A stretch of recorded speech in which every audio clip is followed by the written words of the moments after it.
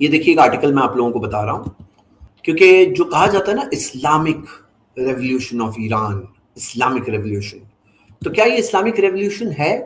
بھائی اسلام کا بنیاد جو ہمارا کلمہ ہے نا، لا الہ الا اللہ.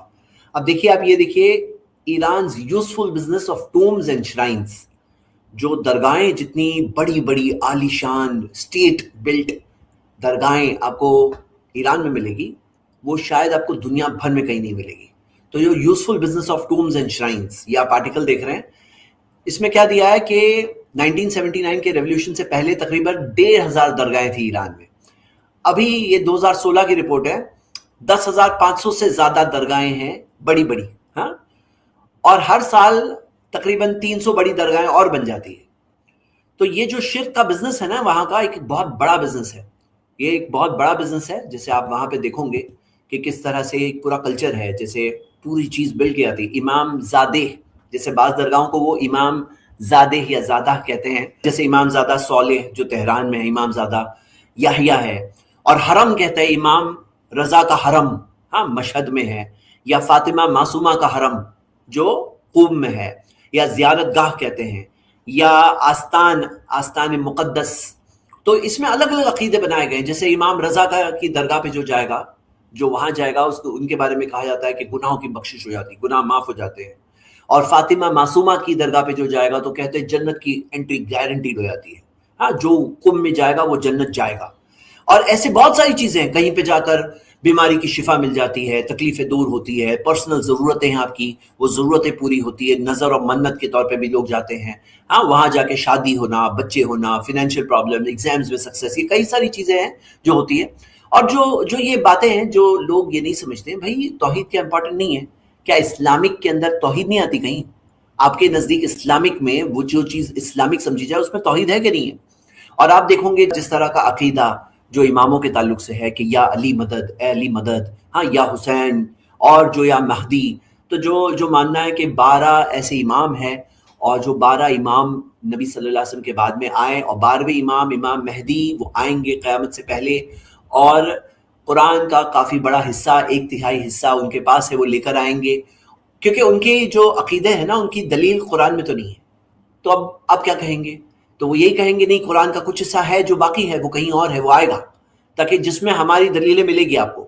اب سوچو پورے قرآن میں جو 12 اماموں کا نام ہی نہیں ہے، تو پھر تو بہت بڑا پرابلم ہے. کیونکہ ان کا ماننا ہے کہ جو 12 امام ہیں سب کے پاس علم غیب ہے، سب کے پاس اسپیشل پاور ہے، سب کے سب معصوم ہے، کوئی غلطی نہیں کرتے. ہاں، تو یہ ساری چیزیں جو ہے، اور جو بدعتوں کا سسٹم ہے وہاں پر، جو بدعات ہے دین میں، نئی چیزیں، جو چیز کے لیے نبی صلی اللہ علیہ وسلم سخت ناراض ہوں گے قیامت کے دن، سحقن سحقن لمن غیر آبادی کہیں گے کہ دور ہو جاؤ، دور ہو جاؤ، اے وہ لوگوں جنہوں نے میرے بعد دین میں نئی چیزیں نکالی.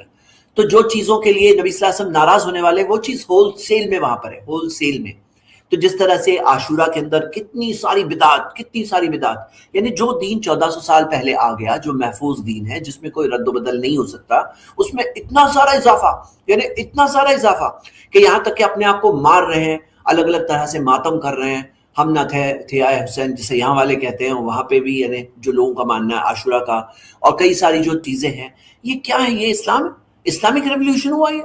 مطلب جو چیز اس کو لوگ سمجھتے ہیں، جو پولیٹیکل ایک گروپ ہے جو ایک ٹائپ کا اسلام کی طرف نسبت ہے، کوئی اسلام کے نام میں کوئی چیز ہے، اور اس کو سب لوگ بول رہے ہیں بہت اچھا ہوا، اسلامک ریولیوشن ہو گیا، اور آج اسلامک اسٹیٹ ہے وہ ایک طرح سے ایران.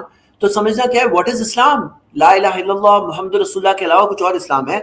یہ چھوڑ کر کوئی اور اسلام ہے پھر؟ تو یہ کیا ہے معاملہ؟ یہ کیا چل رہا ہے؟ تو جو لوگ اس کو بات سمجھ رہے ہیں نا، یہ بات میں اس لیے آج کور کر رہا ہوں کیونکہ میں کیا دیکھ رہا ہوں، بعض لوگ یہ پورے ریسنٹ ڈیز کے انسیڈنٹ کے بعد اتنا نرم گوشہ رکھ کر اس طرح سے اسلامک ہیرو کے طور پر ان کے سپریم ریلیجس لیڈر کو پیش کر رہے ہیں.